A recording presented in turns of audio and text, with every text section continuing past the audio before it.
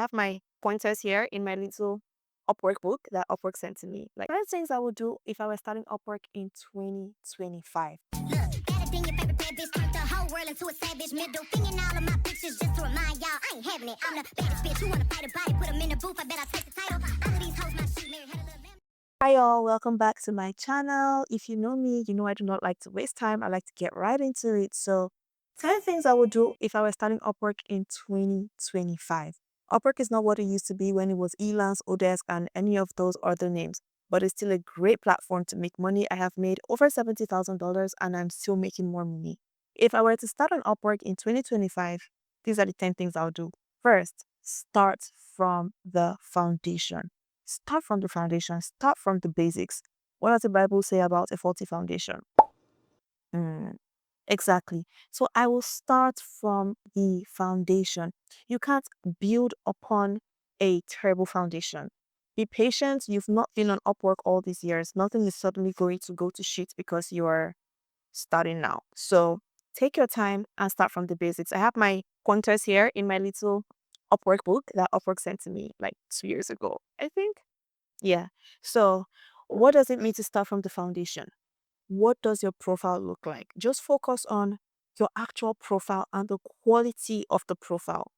Your profile photo, your title, your overview, your work experience, your education history, your certifications, if any, um, your portfolio, your introductory video, all of those things that actually appear on your profile when people click on your name, when they actually look at it, like what they actually see.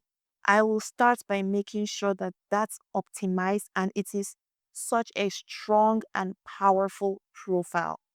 I'm going to start with that. So that's my first point.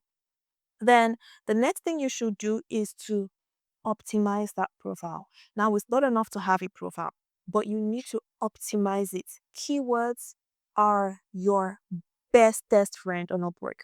Keywords are your best friend.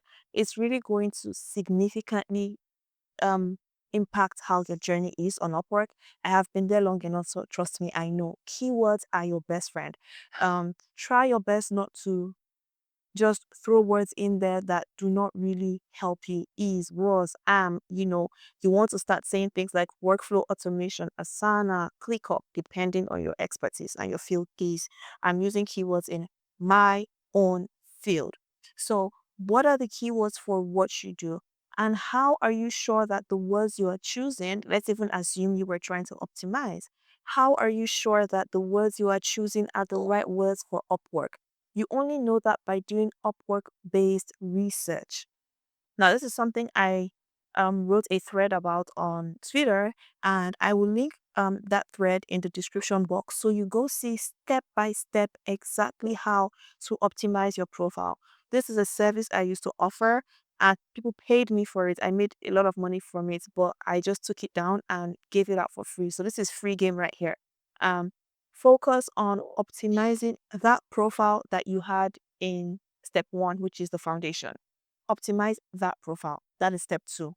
The next thing you need to do is you see that portfolio we had in our profile when we're listing the things you need to do? That portfolio, I extracted that as your third thing to do because your portfolio is so important. That is your social proof, your proof of work because nobody has hired you yet. You do not have any actual Upwork based track record. So, what else can clients see to be convinced of your skills? It's a portfolio. And people always give the excuse of, oh, I don't have a portfolio. Well, that's your fault because literally anyone can have a portfolio, right? So anyone can have a portfolio. For example, if you're a graphic designer, you can just like recreate the logo of a popular brand, pick something, Instagram, Poppy, Coca-Cola, something, and just recreate their um logo. If you are a UI UX designer, pick your favorite app, your savings app, redo Upwork's UI, right? And post it there. You can watermark it or whatever, post it there. In the end, you did it and it's your skills. So these are the things you can do. There are people on Twitter that are redoing like their banking apps, redoing the UI for their banking apps and their favorite savings or investment apps. So Like the world is your oyster and the options are endless. So you need to stop complaining about not having a portfolio and go create one like yesterday. That's step 3. Then step 4 is to study the jobs. Now, don't apply everything I'm saying right now. Don't apply to any job. Study the jobs. What are clients asking for in your niche? Right. So, for example, I'm going to use my niche as example as well. I do workflow automation using Asana. Asana is a project management tool. There are so many project management tools. Asana, ClickUp, Trello, Monday.com. The options are endless. I focused on Asana because I wanted to be a specialist and I did not want to be a generalist. Right. So I focused on Asana and I have so much work history and social proof now to even extend it. So now I also do ClickUp, but everyone knows me as the Asana girl, right? So um, you need to start to study jobs and what clients are asking for. Like me, for example, I didn't do this when I started, but this is what I'll do now in 2025. You check, you type Asana in search bar, right? And then you're going to see different jobs. Are they asking for dashboard creation? Are they asking for a template creation? Are they asking for rules and automations to like reduce recurring tasks? Are they asking for 2 out of the 3? Are they asking for all 3? That's also going to help you see if you have some sort of knowledge gap or skills gap. Don't just jump into applying because then you have to spend connects and then you're applying to the jobs that you should not be applying to because you've not done your clients based research. That is a problem.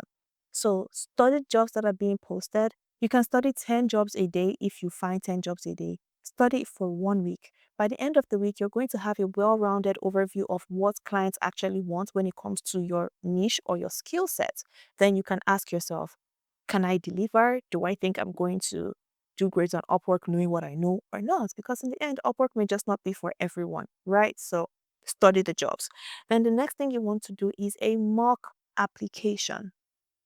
Start applying, but not to the jobs. Use the job descriptions to write your proposal to see how you are able to apply to that job.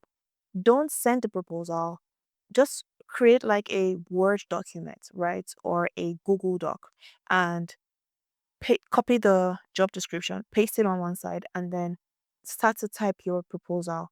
It is very important for you to know how to write proposals now. If you don't know how to sell, in fact, this point should be called learn how to sell. If you don't know how to sell, you are not going to get any jobs because I bet you every time a client gets proposals, there's at least one person that knows how to sell. And your job is to be that person or make it hard for that person. That is your job, right? So you need to know how to sell and really communicate your skills. The downside to this is that not the downside, but the hard part about this is that not everybody has that natural skill, right? To use words, but it's just something you need to learn for Upwork. Like I said, it's not for everyone. So if you're not able to do this or you're not willing to learn, Upwork is not for you. Just click out of this video. It's not for you. For me, I'm bad with numbers. The only number I can count is money. I'm bad with numbers. There is nothing you can do or say. I'm sorry. I can only count money. So um that is something else you need to think about. You need to apply to a lot of jobs. Try your hands at writing proposals. And my next video is going to be about proposal writing, like how to write a winning proposal. I can't really fit that into this video today because trust me, it is a whole other conversation. So you need to learn how to write killer proposals, introduction, body, and conclusion. Your hook, your value magnet, your USP, your proof of work or your social proof, your all of that. But I'm not going to go into that today. You can check out Fluent Freelance on Instagram and you can check out Fluent Freelance on X. I have so many posts and so much content on it. You can read pending when I release my next video on this topic specifically. Then the next thing is having a proposal template. This is an extension of learning how to write a proposal because when a client posts a job, let's say the job goes live, and the job hasn't received any proposals. I promise you, in 5 to 10 minutes, that job can have 20 proposals. People are creating templates that work and they're just pasting them in there and sending it in 2 to 5 seconds. Literally, somebody has apply to the job. And then there's you taking your time, saying, oh no, I don't want to say this. Let me delete and let me backspace. That is why I said practice how to write proposals until you're confident, and then you're able to create a template for yourself that you can reuse. So in 2025, please do not wing it when you see a job. Do not wing it. You need to have a proposal template. I haven't written a new proposal in at least 18 months. And trust me, I am winning jobs left, right, and center on the same proposal. So there is no time to take your time at all. Write a template. And something I do whenever I speak to clients, like whenever clients interview me, is I ask them, oh, why did you choose to speak to me today? Right? Whatever they say helps me know what worked in my proposal. Then I go back to my proposal template and I'm like, okay, this is great. Right. So always make sure that when you do get a chance to speak to clients or you get to interview, you ask them why they chose to speak to you. And if they hire you, or why did you choose to work with me over all the other freelancers? I'm sure there were some very talented people who reached out to you. And for me, most times what I get is my proof of work, your portfolio. And obviously, I have reviews now, but before then, my portfolio really helped. So the next thing you need to do, which is point number 7, is learn how to study the client activity section. This is important so you don't waste your connects. And we'll get to connect in a bit, but learn how to study the client activity section. So when a client posts a job and you click on that job and you scroll to the bottom, you're going to see the client activity section. So you're going to see um how many people have applied to the job, if the client invited anyone, if you're currently interviewing anyone. It is important to study this section every single time you apply to a job or you see a job you like, because sometimes, like, you already have lost the job from the point of applying. For example, a client will post a job and invite 27 freelancers and be actively interviewing 14 of them. Why the hell do I want to throw myself in that mix? Like, your goal should always be to reduce your competition as much as possible. But then you just see the job, oh, I like it, and then you apply, you waste your connect. You're most likely, your chances of getting hired for that job are so slim. So study the client activity section, scroll further down to see their reviews. If they have any feedback or any reviews, read it, because some clients are straight from hell. Straight from hell.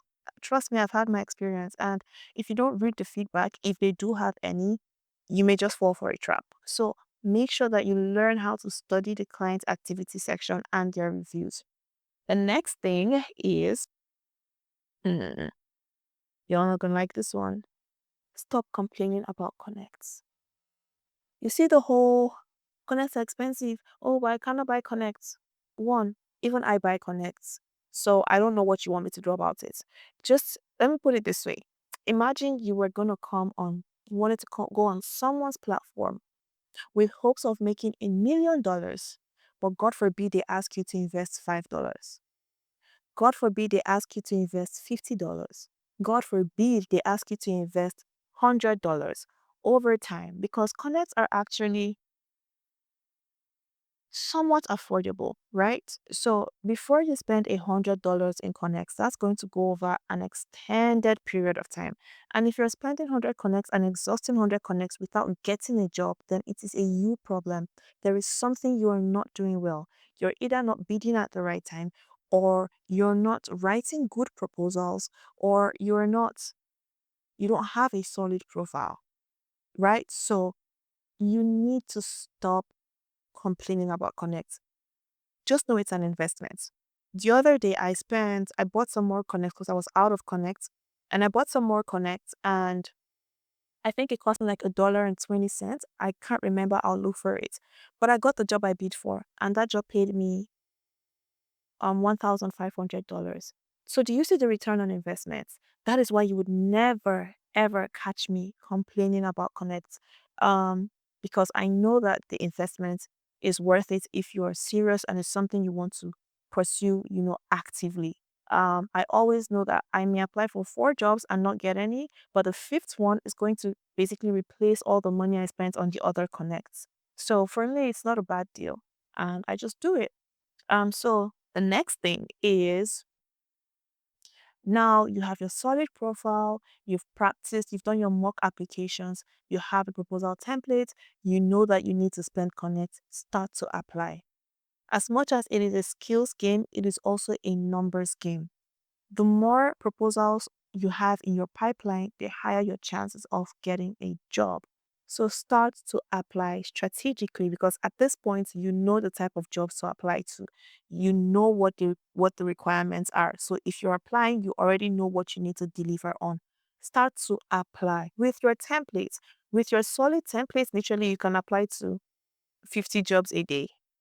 Literally. So you see that this strategy for 2025, it follows like a sequence, and this sequence doesn't fail. If you know what you're doing, it does not fail. Yes, you may come back to me and say, "Oh, freelance, I've been doing this thing you said. I've been applying. I've applied to like 5 jobs, and I'm not getting." Yes, keep applying, because I know that this does not fail.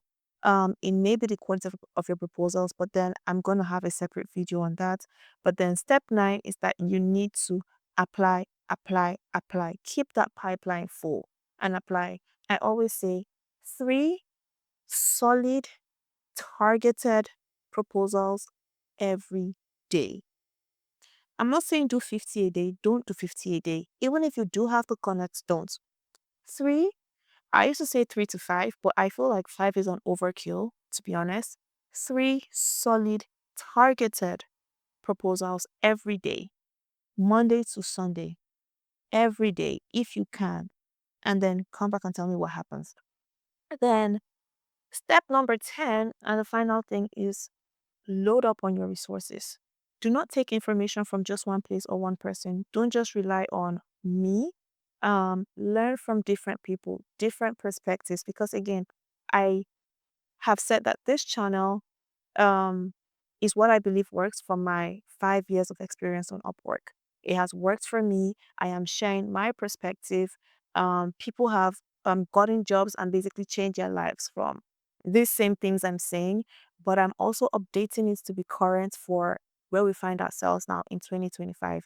There's AI now, there's all these things that weren't there when I started. So you need to make sure that you're on top of your game. Load up on resources, learn from the best of the best in the game, starting from me here, Uzizi, aka Fluent Freelance, Joshua Burns, aka Josh Burns. I think his YouTube is called Josh Burns Tech.